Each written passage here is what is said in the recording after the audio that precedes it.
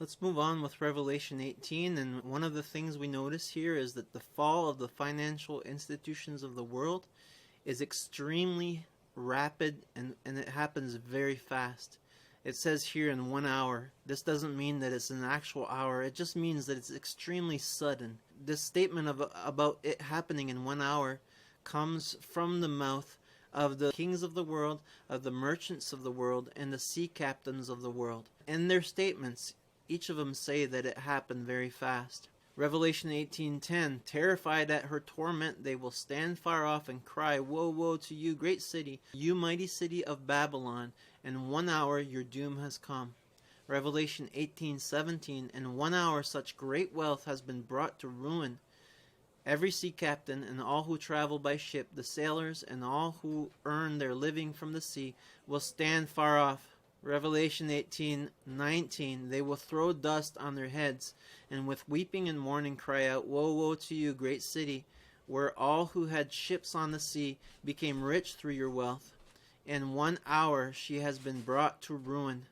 So it's all happened so suddenly. In Revelation 18:21-24, it tells us how suddenly it happens. It's like a millstone being tossed into the sea. Then a mighty angel picked up a boulder the size of a large millstone and threw it into the sea and said, with such violence the great city of Babylon will be thrown down, never to be found again. The music of harpists and musicians, pipers and trumpeters will never be heard in you again. No workers or of any trade will ever be found in you again. The sound of millstone will never be heard in you again. The light of lamp will never shine in you again. The voice of bridegroom and bride will never be heard in you again.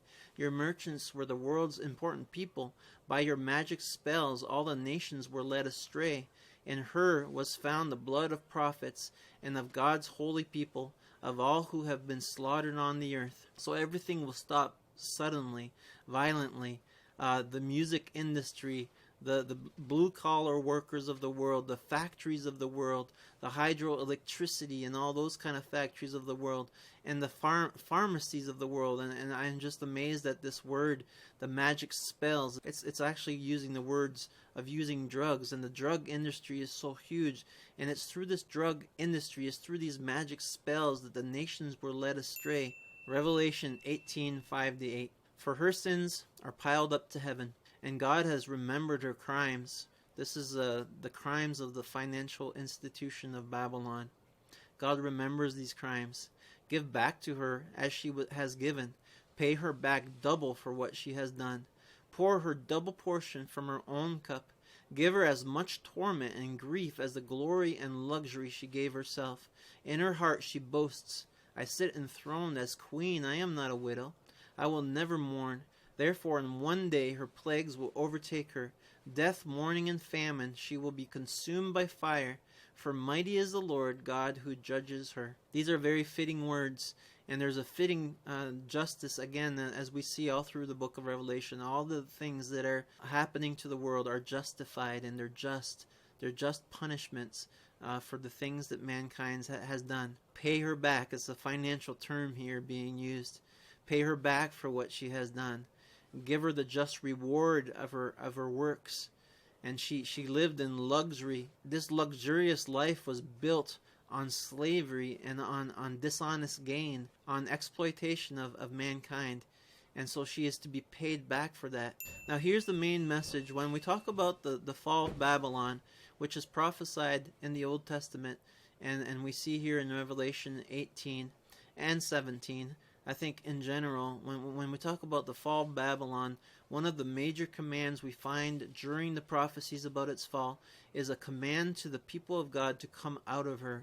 Revelation 18:4.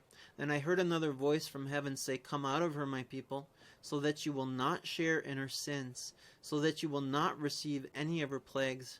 Here is a warning for us right now to come out of the greed of this world, of the financial institutions. Do not live in greed as people around you live. Do not be involved with this religious Babylon, nor with this financial. That doesn't mean we shouldn't have businesses, but we should not do business in the same way as the world does business. We should not share in her sins. So get out of her, my people. This is repeated over and over again in the Old Testament. Jeremiah 58.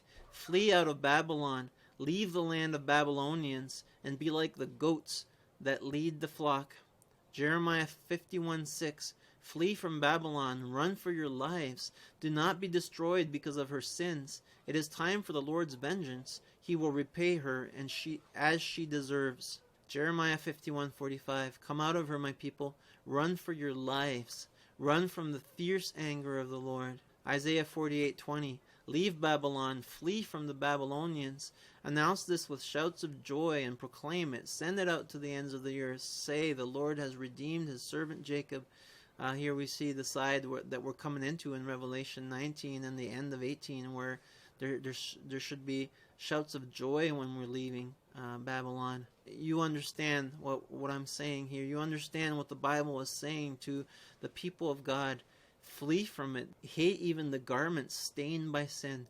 Flee from greed and the way this world is greedy and for financial gain. Revelation 18:20. Rejoice over her, you heavens. Rejoice, you people of God. Rejoice, apostles and prophets, for God has judged her with the judgment she imposed on you. We're going to read a lot more about this rejoicing in the next chapter. We've mentioned this before, and here we've arrived to it again. There will be great rejoicing from the people of God when the people of this world are finally punished for the way they've treated the church, the way they've treated the truth, the way they've treated each other, the way they've rejected God, and all these sins. There's punishment to come, and it's just punishment, and God is to be worshipped for this punishment. And there will be a time of rejoicing. I just want to end Revelation 18 with a verse in 1 Timothy 6:10. For the love of money is the root of all kinds of evil. Some people eager for money have wandered from the faith and pierced themselves with many griefs. Money is extremely dangerous, and greed is dangerous. The Bible warns us from the Old Testament all the way to the book of Revelation. This is a huge warning for us to not get caught up with financial things in this world. Yes, we can do business, and I believe that God has made people and given people gifts so that they would use it in the business industries. But it is a very dangerous place to live, and it's dangerous for all of us to be caught up with the greed of this world. And Revelation 18 is a huge warning sign for all of us. Like Paul, it's crying out to us saying, beware, there's shipwreck to come. Your cargoes and your goods are going to be lost. What are you living for? Are you living for your lands and for your houses and for wealth? All that is going to be lost eventually. Don't live for this. Let's remember this warning.